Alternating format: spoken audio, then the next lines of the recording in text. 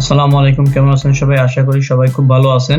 আজ আমরা জানবো কিভাবে cPanel এ সাবডোমেন তৈরি করে তাতে ওয়ার্ডপ্রেস ইনস্টল করতে হয় এবং cPanel হতে কিভাবে সাবডোমেনকে ডিলিট করতে হয়। চলুন শুরু করা যাক। তার আগে এখনো যারা আমার চ্যানেলকে সাবস্ক্রাইব করেননি তারা সাবস্ক্রাইব করে পাশে থাকা বেল আইকন প্রেস করে রাখুন, যাতে করে পরবর্তী ভিডিও আপলোড হলে সাথে সাথে পেয়ে যান। আর যারা ইতিমধ্যে সাবস্ক্রাইব করেছেন তাদেরকে অসংখ্য ধন্যবাদ। সাবডোমেন তৈরি করার জন্য আমরা আমাদের কম্পিউটার হতে যে কোনো ব্রাউজার ওপেন করব। আমি আমার কম্পিউটার হতে গুগল ক্রোম ব্রাউজারটি ওপেন করছি। এই গুগল ক্রোম ব্রাউজারের মাধ্যমে আমি আমার cPanel লগইন করব। আপনারা আপনাদের পছন্দ মতো যে কোনো ব্রাউজারের মাধ্যমে cPanel লগইন করে নেবেন। আমি cPanel লগইন করছি।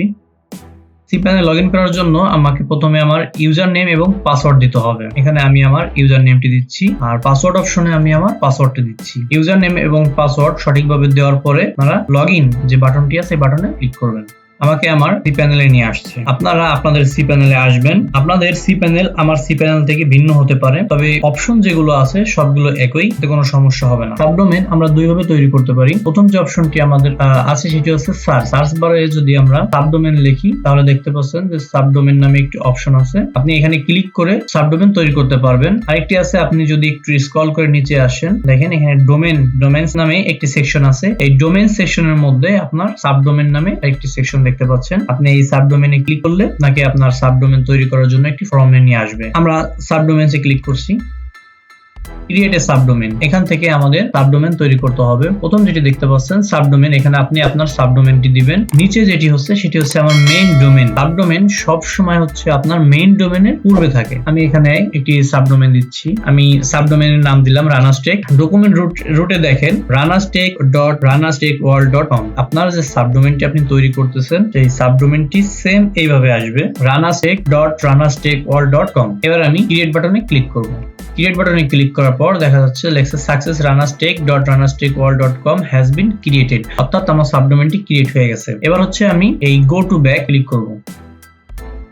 এখন আমি দেখবো যে আমার সাবডোমেনটি তৈরি হয়েছে কিনা। এই যে পেজটি দেখতে পাচ্ছেন, পেজের ডান সাইডে দেখেন আপনার সাবডোমেনের এখানে লেখা আছে অন প্লাস ইনফিনিটি, অর্থাৎ আমি অনেকগুলো আমার মন মতো যতগুলো আমার সাবডোমেন লাগে আমি সবগুলো সাবডোমেন তৈরি করতে পারবো। আমি একটি সাবডোমেন তৈরি করেছি যার জন্য আমার $1/infinity শো করছে। আমার সাবডোমেনটি তৈরি হয়েছে কিনা সেটা আমি দেখবো একটু। এটি দেখার জন্য আমি আমার এই সাবডোমেন এই অপশনে ক্লিক করছি।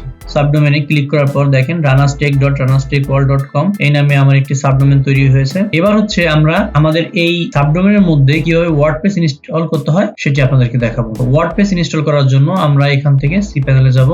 cPanel এ যাওয়ার পরে আমরা স্ক্রল করে নিচের দিকে আসব। নিচের দিকে আসার পর দেখেন এখানে লেখা আছে টিপস, এখানে আছে আপনার ওয়ার্ডপ্রেস। আমরা এই ওয়ার্ডপ্রেসে ক্লিক করব। ওয়ার্ডপ্রেসে ক্লিক করার পর আমাদেরকে এই ধরনের একটি পেজে নিয়ে আসবে। এখান থেকে আমাদের ওয়ার্ডপ্রেস ইনস্টল করতে হবে। ওয়ার্ডপ্রেস ইনস্টল করার জন্য আমরা এখান থেকে এই যে ইনস্টল নাও এই বাটনে ক্লিক করব। ক্লিক করার পর আমাদেরকে আরেকটি পেজে নিয়ে আসছে। এখানে আপনার একটু কাজ করতে হবে, সেটি হচ্ছে আপনি যে সাবডোমেনটি তৈরি করেছেন সেই সাবডোমেনটি আপনার এখান থেকে দেখিয়ে দিতে হবে। সাবডোমেনটি আপনার দেখানোর জন্য দেখেন RaNaStackWorld.com এখানে যে ড্রপ ডাউনটি আছে সেখানে ক্লিক করবেন। ক্লিক করার পর আপনি যে সাবডোমেনটি তৈরি করেছেন এই সাবডোমেনটি আপনি দেখতে পাচ্ছেন। আপনি এই সাবডোমেনটি সিলেক্ট করে দিবেন।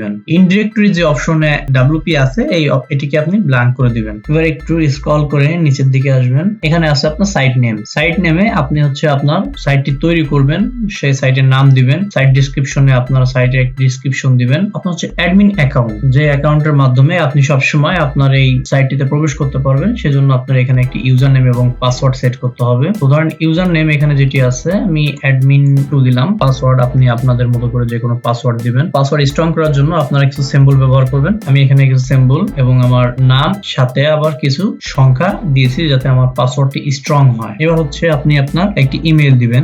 এখানে ডিফল্ট হিসেবে ওয়ার্ডপ্রেস আমাকে একটি ইমেল দিয়েছে। আপনারা এখানে আপনাদের মতো করে একটা ইমেল দিবেন, কারণ এই ইমেইলে আপনার যাবতীয় সব তথ্য থাকবে। যদি কোনো কারণে আপনার সাইটে আপনি লগইন করতে না পারেন তখন আপনাকে এই ইমেইলের মাধ্যমেই ভেরিফাই করে আপনাকে পুনরায় আপনার সাইটে লগইন করতে হবে। তো এইখানে আমি যেহেতু এটি আপনাদেরকে ডেমো হিসেবে দেখাচ্ছি, সেহেতু ডিফল্ট হিসেবে ওয়ার্ডপ্রেস আমাকে যে ইমেলটি দিয়েছে আমি ইমেলটি রেখে দিব। আমি ইমেলটিকে একটু কপি করে রাখবো, কারণ পরবর্তীতে এই ইমেলটি আমার কাজে লাগবে। আমি অ্যাডমিন ইউজার নেম দিয়েছি admin2, অ্যাডমিন পাসওয়ার্ড দিয়েছি এটি। ইমেল ডিফল্ট হিসেবে যেটি আছে আমি সেটি রেখেছি। সবকিছু ঠিক থাকলে এবার নিচে আসবো। আমরা একটু স্ক্রল করে এখানে সিলেক্টেড প্লাগইন, আমাদের কোনো প্লাগইন সিলেক্ট করার প্রয়োজন নেই, এখানে যা আছে সেটাই থাকবে। যদি এইগুলোতে আপনার চেক মার্ক দেওয়া থাকে তাহলে আপনি এটিকে আনচেক করে দিবেন। থিম সিলেক্টেড, আপনারা চাইলে এখান থেকে যে কোনো থিম সিলেক্ট করে দিতে পারবেন।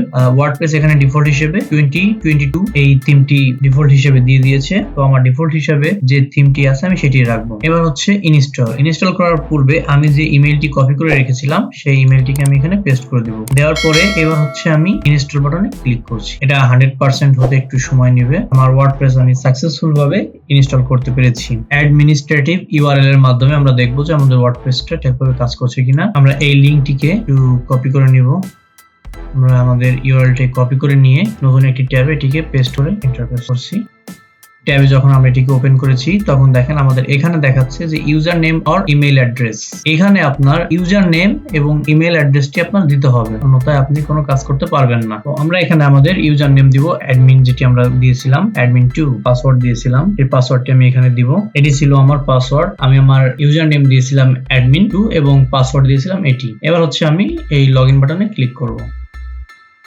ওয়াও, আমাকে আমার ড্যাশবোর্ডে নিয়ে আসছে। Welcome to WordPress 5.9। এটি হচ্ছে আমার ওয়ার্ডপ্রেস এর ড্যাশবোর্ড। সো আমার এই ড্যাশবোর্ডে দেখেন যে হোম পেজে কিছু হিজিবিজি অনেক কিছু আছে। আপনি চাইলে এগুলোকে হাইড করতে পারবেন। এটিকে হাইড করার জন্য আপনার এই যে ডান সাইডের উপরে স্ক্রিন অপশন যেটি আছে, আপনি এই ড্রপ ডাউনে ক্লিক করে এখান থেকে যেগুলো আছে এইগুলোকে আপনি আনচেক মার্ক দিয়ে দিবেন। এখন দেখেন আপনার ড্যাশবোর্ডটি সম্পূর্ণ নিট এন্ড ক্লিন। আমরা একটি সাবডোমেন তৈরি করলাম, আমরা সেই সাবডোমেনে ওয়ার্ডপ্রেস ইনস্টল করলাম। এবার আমরা দেখব কিভাবে সি প্যানেল হতে আমরা আমাদের এই সাবডোমেনটিকে ডিলিট করব। সাবডোমেনটিকে ডিলিট করার জন্য আমরা আবার আমাদের সি প্যানেলে যাব। এখান থেকে আমরা এই যে উপরে গো টু কন্ট্রোল প্যানেলে আসব। কন্ট্রোল প্যানেলে আসার পরে আমরা এখান থেকে যাব এই সাবডোমেন সেকশনে যাব। সাবডোমেন সেকশনে আসার পরে এই যে আমাদের সাবডোমেনটি আছে এইটার দেখেন এই অ্যাকশনের নিচে আপনার রিমুভ, আমরা এখান থেকে রিমুভ ক্লিক করলে দেখেন আমাকে নতুন আরেকটি পেজে নিয়ে আসছে। এখানে লেখা আছে subdomain. Are you sure wish to permanently remove subdomain ranastech.ranastechworld.com।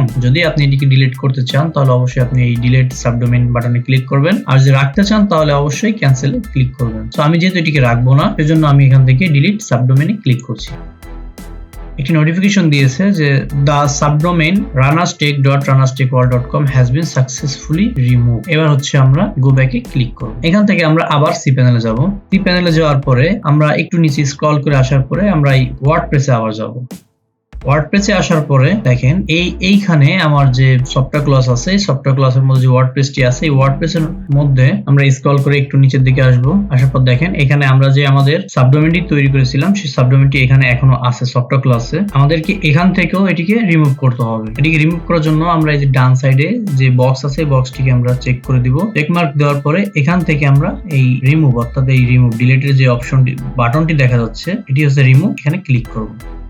Remove WordPress two নিচের দিকে আসবো। আসার পরে এখানে লেখা আছে রিমুভ ইনস্টলেশন। আমরা এই রিমুভ ইনস্টলেশনে ক্লিক করছি। একটি পপআপ শো করবে। যদি আমরা এটিকে রিমুভ করতে চাই তাহলে আমি এটিকে ওকে করব, আর যদি এটিকে ডিলিট করতে না চাই তাহলে আমি এটিকে ক্যান্সেল দেব। যেহেতু আমি এটিকে ডিলিট করতে চাচ্ছি অর্থাৎ রিমুভ করতে চাচ্ছি এজন্য আমি এটিকে ওকে বাটনে ক্লিক করছি। দেখেন লেখা আসছে the installation was removed successfully। এখান থেকে আমরা আমাদের সি প্যানেলে যাব। সি প্যানেলের যে হোম পেজটি আছে দেখেন এই যে আমরা এখানে দেখিয়েছিলাম যে আমার সাবডোমেনস যে অপশনটি আছে সেখানে একটি 1 লেখা ছিল, এখন এটি 0 আছে। অর্থাৎ আমরা যে সাবডোমেনটি তৈরি করেছিলাম সেই সাবডোমেনটিকে আমরা আমাদের সি প্যানেল থেকে সাকসেসফুল ভাবে ডিলিট করতে পেরেছি। এই ছিল আজকের আমার ভিডিও। আশা করি আপনারা ভিডিওটি দেখে অনেক উপকৃত হবেন। সামনে আরো নতুন নতুন ভিডিও পেতে এই পর্যন্ত সাথেই থাকুন। আল্লাহ হাফেজ।